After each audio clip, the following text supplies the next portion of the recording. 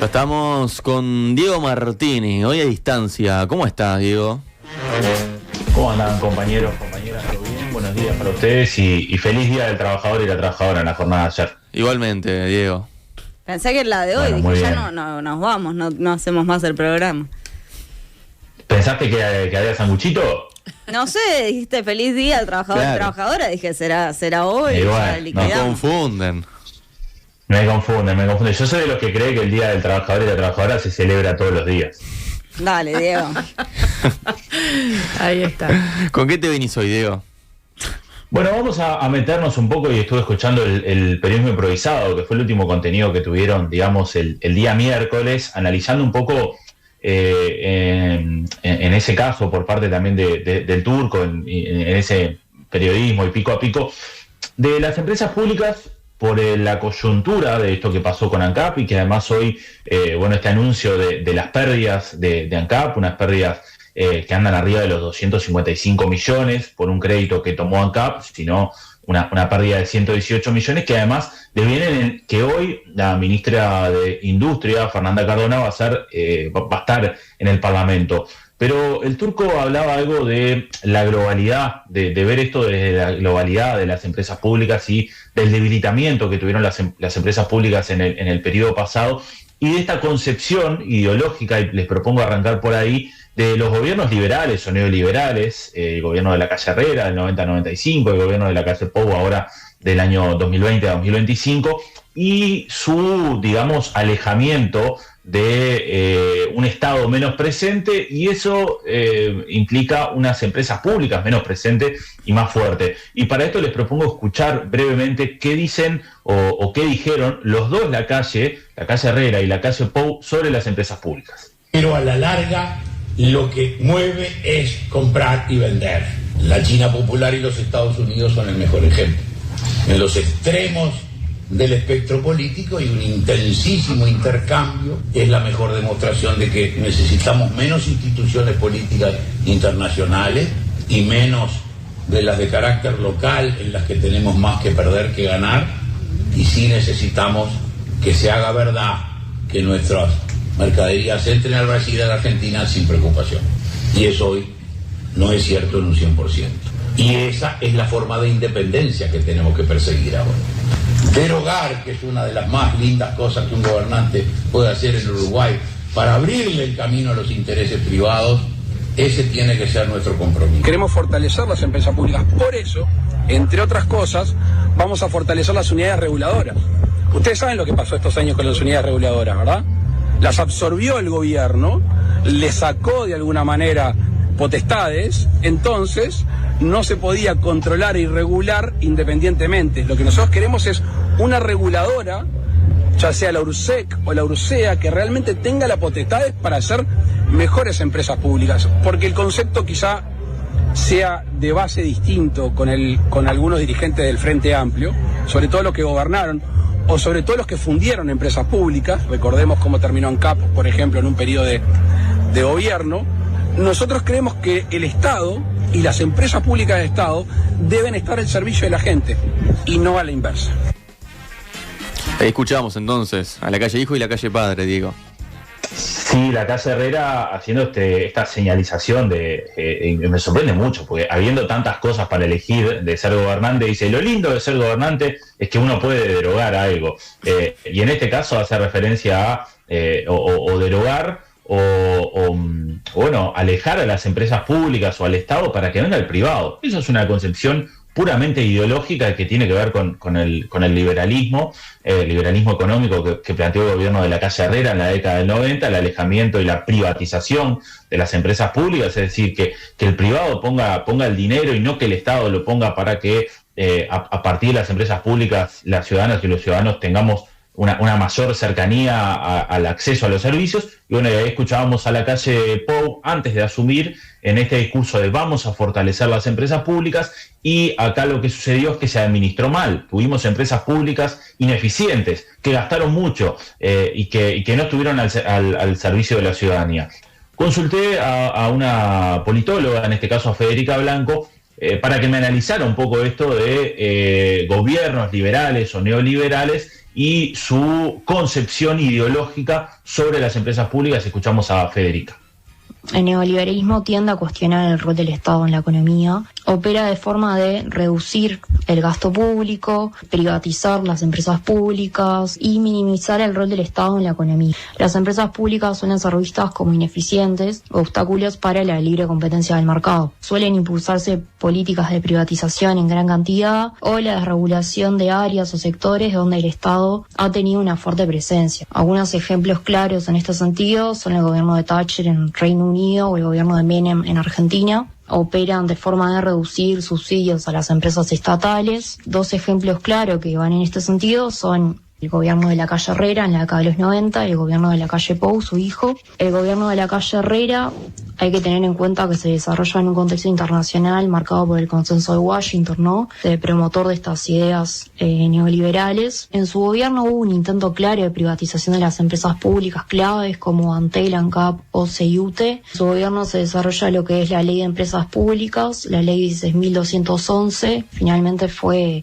rechazada bajo el referéndum de 1992. Ya yendo a lo que es el gobierno de Lacalle Pou, no hubo privatizaciones. No se promovió directamente la privatización de las empresas públicas como sí pasó en el gobierno de su padre. Sí hubo una mayor apertura al capital privado en las empresas, ¿no? También hubo una clara reducción del Estado en áreas estratégicas o en áreas que tuvo gran influencia el Estado. También se promovieron reformas en la gobernanza de esas empresas públicas, buscando hacerlas que sean más eficientes, ¿no? La eficiencia en este enfoque tiene como una gran presencia, ¿no? Sobre todo porque lo público tiende a ser visto como ineficiente. El Estado y las empresas públicas han tenido un rol central en lo que ha sido la historia política del país, sobre todo desde el vallismo en adelante. Entiendo que la ciudadanía, sobre todo en el gobierno de Lacalle Herrera, fue un gran freno ante este tipo de reformas. Por eso, bueno, la ley que fue impulsada de empresas públicas fue rechazada masivamente.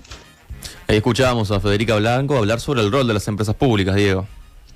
Sí, exactamente, y esta comparación, ¿no?, entre un gobierno más liberal como el de Lacalle Herrera y uno más neoliberal como el de Lacalle Pou, que no fue tan tajante, sino que buscó también más la apertura de los privados hacia distintos tipos de negocio. Y bueno, recordando lo que fue el referéndum contra las empresas públicas, que fue, digamos, que rechazado por la ciudadanía, y a pesar de eso el gobierno de Lacalle Pou igualmente a través de forma parlamentaria logró igual implementar algunas normas que, digamos, tenían que ver con liberar una liberalización de las empresas públicas y reducir también el papel del Estado. Recordamos el gobierno de Lacalle Herrera como un gobierno absolutamente privatizador. Y bueno, esto tiene que ver con una concepción ideológica, y ahora vamos a meternos en lo particular, porque me tiraba hasta punta el turco escuchándolo el otro día. Y bueno, empecemos un poco con la situación de ANCAP y en esto que planteó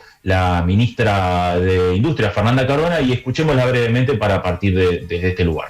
Atribuirle al paro de la refinería la mala gestión que se hizo del tema ANCAP, yo dije que por lo menos era pobre y lo sigo sosteniendo. Se entró a una parada de la refinería inoportuna, es decir, entraron a destiempo, tarde, habiendo denunciado un convenio laboral en forma previa.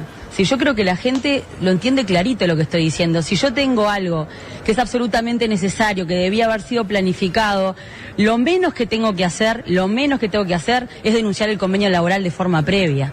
Es decir, eso creo que hay que hacerse cargo en esto que nos plantean. Creo que estoy de acuerdo en eso que dice la oposición. Tenemos que hacernos cargo de cuando gestionamos.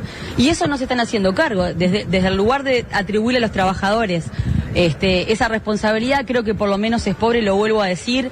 También reafirmo otro punto que me parece que no es menor y que también es importante aclarárselo, contárselo a la ciudadanía.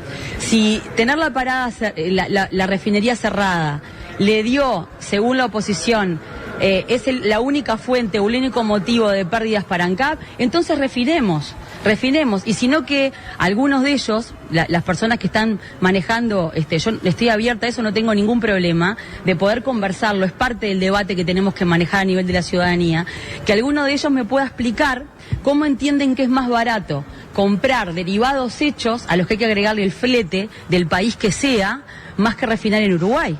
Los números son objetivos, tenemos números negativos, tenemos pérdidas en 118 millones de dólares y tenemos un último préstamo, porque había otros préstamos, tomados en noviembre del 2024 por 160 millones de dólares. Ahí pasaba la ministra Fernanda Cardona. Sí, clarísimo. Además, no es un tema que da para desmenuzarlo mucho, porque ya hemos recibido bastante información esta semana de lo sucedido en ANCAP, sobre las pérdidas de ANCAP. Ustedes lo analizaron el día miércoles, pero le sumo otra perla más de ANCAP y que suma a este debilitamiento. En la jornada de hoy, el diputado Frente Amplista Mariano Tucci va a realizar un pedido de informes al Parlamento, el cual tengo por acá, con unas 5 preguntas que tienen que ver sobre la empresa Carboclor, que es la empresa que es subsidiaria de ANCAP en Argentina, y en concreto Tucci, el diputado, está planteando preguntas vinculadas a las negociaciones que llevó adelante el directorio de ANCAP entre el año 2020 y 2021 con el grupo árabe Pure Life General Trading, no sé si se dice así en inglés, un proceso que en su momento se frustró por una sospecha de lavado de activos y que incluso derivó en una denuncia penal. Hablamos con el diputado Tucci y esto nos decía. Estos números, notoriamente, como hemos comunicado oportunamente, repercuten en la gestión, en la visión de la empresa pública y en toda la economía nacional. Pero cuando uno analiza concretamente la situación de una empresa de esta envergadura, tiene que ver toda la película, porque a estos números hay que agregarle otras complejidades, tales como la situación del Portland, que multiplicó sus pérdidas por 12, o el gerenciamiento o la conducción de los otros negocios que la empresa tiene. Y por allí aparece Carboclor, una empresa del grupo ANCAP, que como ustedes saben funciona bajo el derecho privado y que ANCAP posee a través de sus subsidiarias la mayor parte del capital accionario, y en este marco nos interesa concretamente conocer los detalles, los datos oficiales de la venta fallida a un grupo empresarial tras largos meses de negociación que presentaron complejidades serias y graves, situación que motivó incluso una denuncia en Fiscalía por la inconsistencia del negocio que se planteaba. Todo esto que yo estoy diciendo fue público en su momento, y esta noticia y esta situación concreta se planteó en varios medios de comunicación. Y son estas las razones que nos empujan a justamente realizar un pedido de informes para conocer 5 puntos centrales. El primero, ¿cuáles fueron las razones para aceptar y promover negociaciones con un grupo inversor como Pure Life? En segundo lugar, ¿qué mecanismos de análisis utilizó la administración para justamente analizar sus antecedentes financieros y trayectoria empresarial? En tercer lugar, ¿qué medidas concretas de diligencia debida implementó la administración para verificar la capacidad financiera de la empresa, considerando que información básica sobre el grupo inversor estaba disponible en fuentes públicas?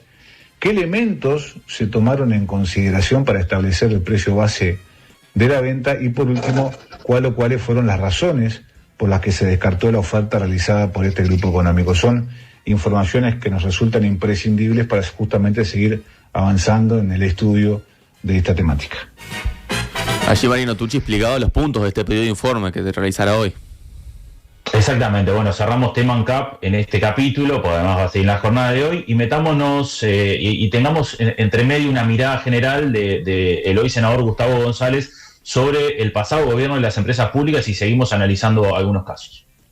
Bueno, en el pasado gobierno hubo un golpe a las empresas públicas, porque lo que hay que tener claro cuando uno habla de algunos términos políticos que caracterizan gestiones, uno lo dice neoliberales. Los neoliberales son los que igualan desiguales y además los que tienen como concepción liquidar al Estado, que el Estado se adelgace, digamos, todo lo que pueda, para que el mercado es el que mande. Entonces, cuando uno escucha a los representantes del Partido Nacional, ¿no?, sobre todo, ellos son representantes de eso, del capital, y por ende las empresas públicas, ellos quieren que no funcionen bien. Eso es la realidad. Entonces, el Estado para ellos es un problema. Para nosotros el Estado tiene que ser el escudo de los pobres, tiene que ser el que llega a los lugares donde no llega al mercado porque no le interesa. Al mercado le interesa solamente la ganancia y punto, ¿me entienden? Entonces, durante el gobierno de ellos, lo que hicieron fue que las empresas públicas, si podían no funcionar, que no funcionaran. Entonces les preocupaba Antel, ¿no? Les preocupaba ANCAP, les preocupaba UTE. Uno habla con OCE, por ejemplo. El Uruguay está perdiendo agua todos los días. Agua pierde, porque si tú hablas con el sindicato de OCE, los trabajadores te dicen que falta personal para las cuadrillas. Si tú hablas con los compañeros de UTE, lo mismo. Si tú hablas con los compañeros de ANCAP, lo mismo. Entonces, ellos son lo que son, ¿no? Que no se disfracen de algo que hablan del Estado, pero en realidad lo odian. Ellos lo que quieren es el mercado. Es igual que en la vivienda, que en todos los casos, ¿no? Entonces, para mí la visión es esa, hay que caracterizarlos correctamente y no esperar nada que ellos quieran del Estado. Entonces, eso fue lo que hicieron. Y si hubieran estado 5 años más, de lo cual no se resignan a saber que perdieron, ¿no? Bueno, hubiera sido nefasto. Hubiera sido nefasto. Y si vos oís a algunos candidatos ahora a la intendencia de ellos, ¿qué te dicen? Que quieren privatizar esto y lo otro y lo otro. Ellos es todo para el capital, porque ellos representan a eso. Bueno, clarísima la visión de Gustavo González. Sí, se acuerdan y bueno, acá seguramente todos hicimos humanístico y derecho, ¿no? En el liceo. Sí, sí. ¿Cómo bueno, y estudiamos economía y probablemente recordarán aquel concepto de la mano invisible, ¿no? Aquel concepto de Adam Smith, del padre del liberalismo económico, en esa metáfora de que el mercado se regula solo, de que el mercado se va a regular, que las naciones son ricas en la medida que las propias acciones individuales del mercado, es decir, de los capitales privados, terminan empujando y el mercado se autorregula. Y eso va a generar beneficios para la sociedad en su conjunto. Bueno, es una mirada. Yo no digo que esto esté bien ni mal. Es una mirada y esta es la mirada neoliberal. Sigamos con casos más particulares, así podemos llegar al final. Y en este caso pasamos a OCE, otro de las empresas públicas que estaba muy complicada. Y escuchemos lo que decía Pablo Ferreri, el nuevo presidente, al asumir. Estas cuestiones se dan además en el marco de una situación financiera de OCE verdaderamente grave. OCE tiene un descalce financiero previsto para las próximas semanas o meses de algo más de 70 millones de dólares. Esto fue anunciado por escrito por las autoridades de OCE salientes al Ministerio de Economía del periodo pasado. No se tomaron acciones al respecto y por lo tanto todos estos planes de obras, además de las cuestiones ambientales y de asegurar el suministro de agua potable, tienen que ver también con un esquema de situación actual de OCE que realmente es muy complejo. Nosotros tenemos un trabajo muy arduo a nivel de OCE, pero con todo el respaldo del Poder Ejecutivo, para poner a OCE al nivel que merecen los uruguayos para asegurarles el suministro de agua potable. Escuchábamos a Pablo Ferreri. Sí, ahí hablando de ese déficit de 70 millones, el Turco el otro día hablaba también y mencionaba algunos casos de OCE. Bueno, OCE es un ejemplo perfecto, que además nosotros obviamente hoy lo estamos viendo a través del proyecto Arasatí, el proyecto Neptuno. Bueno, cómo este proyecto se llevaría un enorme porcentaje del presupuesto de OCE, generaría un enorme déficit por unos cuantos años, pero hay un montón de situaciones que sucedieron en torno a OCE que a veces no las tenemos tan claras, y bueno, consultamos a dos personas del sindicato, por lo menos hay una que hoy no está, pero que estuvo en el principio, que es Federico Kramerman, y bueno, nos decía esto respecto a la falta de personal en OCE. De la inversión, tanto en nuevas obras como en mantenimiento de la infraestructura, y sobre todo fuertemente con la reducción de personal en todas las áreas, del personal operativo en las usinas que potabilizan el agua potable, en las que tratan el agua residual, del personal operativo, que es quien mantiene las cañerías, repara las roturas, del personal administrativo, que luego sostiene el funcionamiento cotidiano de la empresa, del personal técnico, que es el que se encarga de diseñar las soluciones tanto de agua potable como de saneamiento en todo el país, afectando por lo tanto, ¿no?, en términos de mediano y largo plazo, la calidad de los servicios, empeorando las condiciones laborales, porque la OCE en paralelo ha aumentado la cantidad de usuarios, tanto a quienes brinda agua como a quienes brinda saneamiento, la presión sobre los funcionarios que tienen que llevar adelante todas estas tareas que mencioné ha aumentado muchísimo. Han aumentado a la par porque hay servicios esenciales, obviamente, que de todas maneras necesitan las tareas. Han aumentado las tercerizaciones y las privatizaciones por dentro, es decir, no se ha privatizado la empresa pública entera como tal, pero sí se privatizaron áreas concretas, se tercerizan mediante empresas suministradoras de personal enormes áreas, el mantenimiento de áreas concretas, la operación de plantas de tratamiento de agua residual, lo que tiene que ver con las tecnologías de la información. Uno entra a la OCE hoy y se encuentra múltiples empresas trabajando adentro, y a veces se encuentra áreas donde hay funcionarios y trabajadores de empresas tercerizadas haciendo exactamente las mismas tareas, pero con diferentes condiciones laborales en términos de lo que tiene que ver con salario, horario y demás. Hoy nos encontramos con una OCE que requiere al menos 1.000 funcionarios más para volver a su banda de flotación. En realidad, si nos vamos, nosotros traemos más al 2013, son aún más los funcionarios que faltan, que es cuando empezó un proceso más de tercerización interna y no contratación de personal, pero que en los últimos 3-4 años, incluso habiendo vivido una sequía donde se notó las carencias que tenía la OCE, se mantuvo la reducción de personal, la no reposición de vacantes, diferencias salariales con el Estado que hace que esas vacantes no son solo personas que se jubilan, sino que directamente se van porque buscan mejores oportunidades laborales en otras áreas del mercado laboral, incluso dentro del propio Estado. Bueno, ahí explicaba Federico Kramerman, no se privatiza OCE como tal, pero sí algunas áreas se privatizan o se terciarizan. Sí, exacto, y en esto empecemos a recordar varios análisis y varios informes que estuvimos haciendo a lo largo de estos años de, aquellas cooperativas de militantes generalmente del Partido Nacional que entraban a OCE para desarrollar determinadas tareas con sueldos en algunos casos bastante altos para los mandos medios, los mandos gerenciales. Después la contratación también de personal externo para cumplir tareas que tiene que cumplir el personal de OCE, y se habla de por lo menos unos 1.000 trabajadores que faltan en OCE para cumplir con las demandas.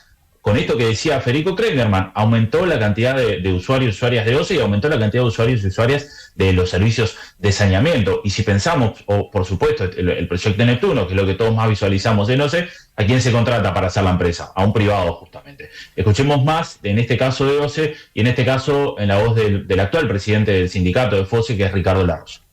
Entendemos que se utilizó nuestra empresa pública para pagar favores políticos, para favorecer a determinadas empresas privadas en las cuales se puso en sus manos la propia gestión de varios sectores del organismo, y se precarizó de manera exponencial el trabajo de nuestros compañeros y compañeras que no tenían la suerte de tener contratos de función pública, no se les respetó sus derechos laborales, y todo eso llevó a una desorganización brutal en la gestión de OCE. Y como reflexión final también queremos decir que no fue la única gestión ni del único partido político que entendemos que fue deficiente en OCE.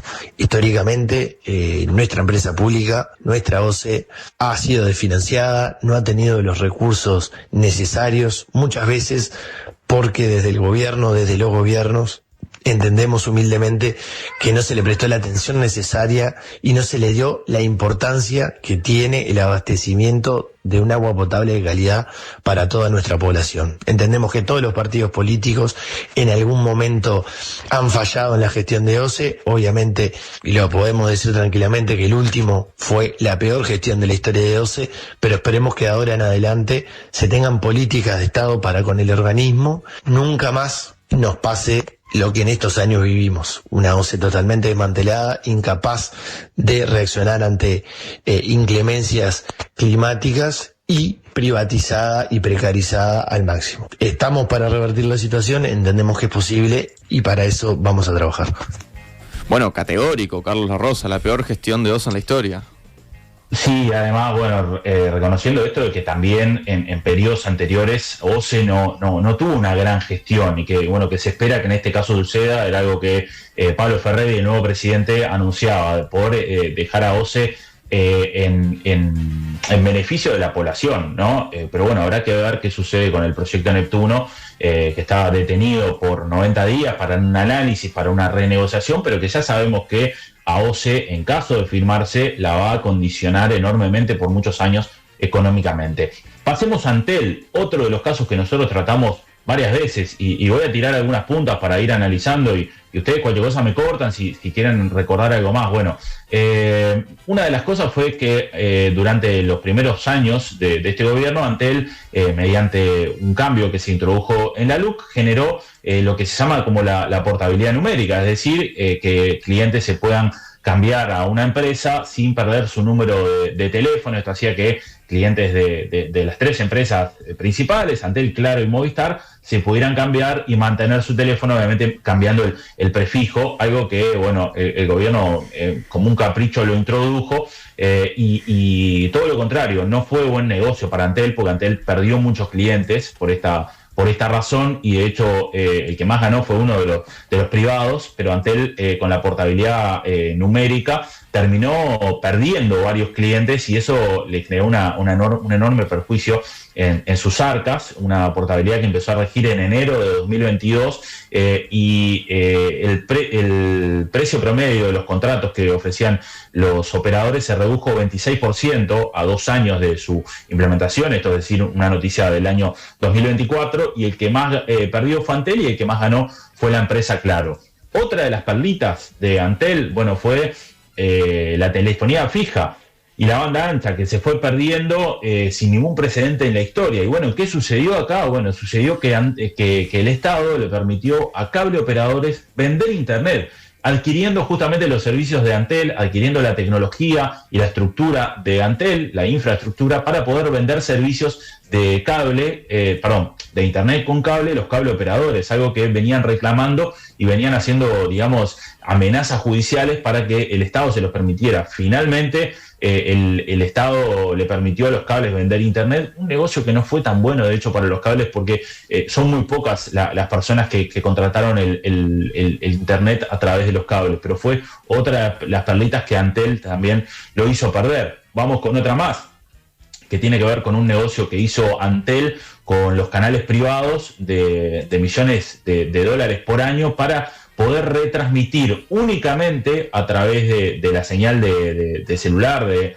Antel Móvil, los canales 4, 10 y 12, el 5 ya lo tenía de forma gratuita, por un negocio que se hizo por 3 millones de dólares anuales por cada canal, y eso hizo que también Antel perdiera millones de dólares simplemente para satisfacer un negocio con los 3 principales cables del país, que además representan a los 3 principales canales, 4, 10 y 12. Un negocio que acá sí le generó pérdidas enormes a Antel. Otra perla más, Antel, bueno, todo lo que fue el negocio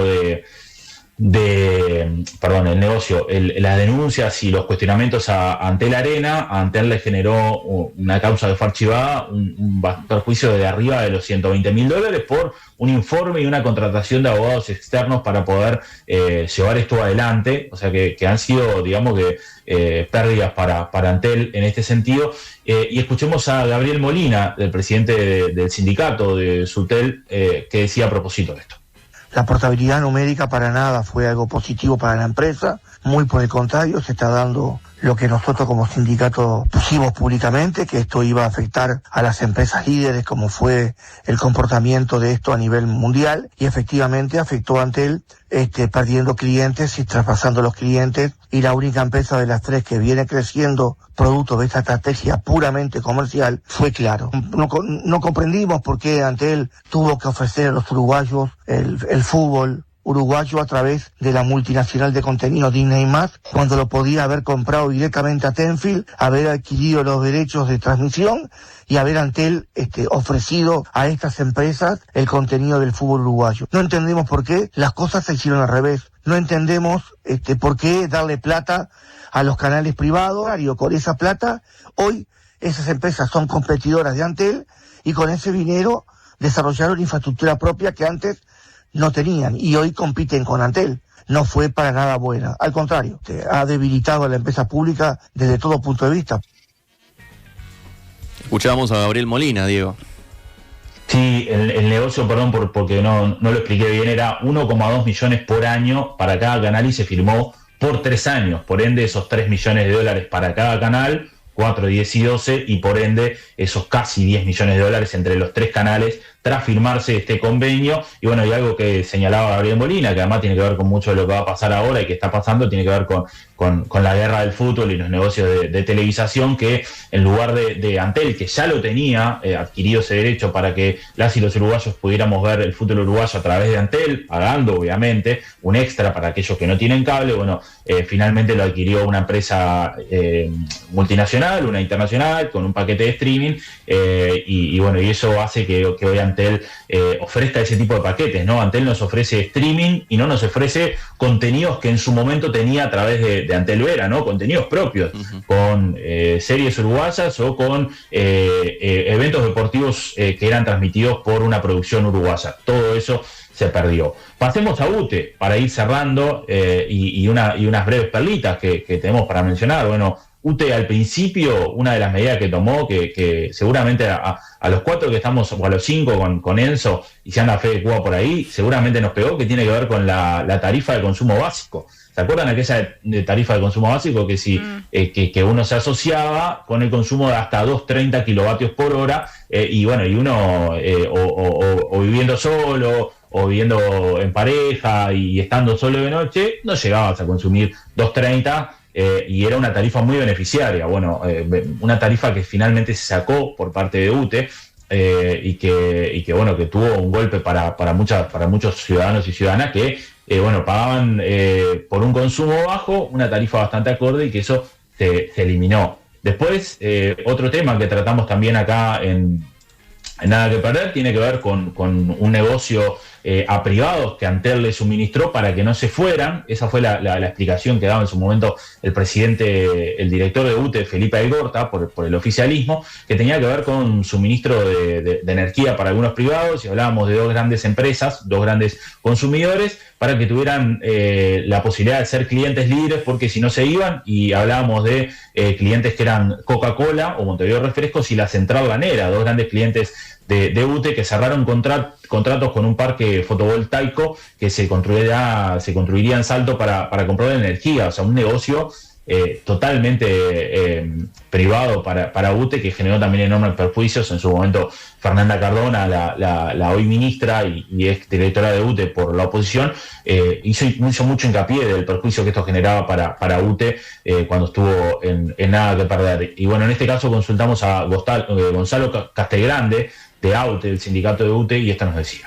Sin duda que tenemos que decir que fue un gobierno súper negativo, tanto para la UTE como para la empresa pública, como para el rol que tiene la empresa pública en nuestra población. Fue un gobierno que aplicó recortes, un directorio de UTE que bastardió en todo momento la negociación colectiva, una forma de negociar que no es la que históricamente hemos defendido, el tripartismo, el bipartismo en nuestro país, en donde prácticamente te convocaban te daban la información que iban a hacer y resolvían. La UTE se la utilizó para beneficiar a un conjunto de grandes empresarios en nuestro país también, porque se gobernó también para los grandes empresarios desde UTE, donde hoy la UTE sigue pagando toda la fiesta del gran empresariado, tanto de la Cámara de Generadores Privados, que son los que se enriquecen con lo que le paga UTE todos los años a los generadores privados, y ahora también la UTE está pagando la fiesta de estos grandes consumidores que se descuelgan de la red de UTE, que la utilizan solamente para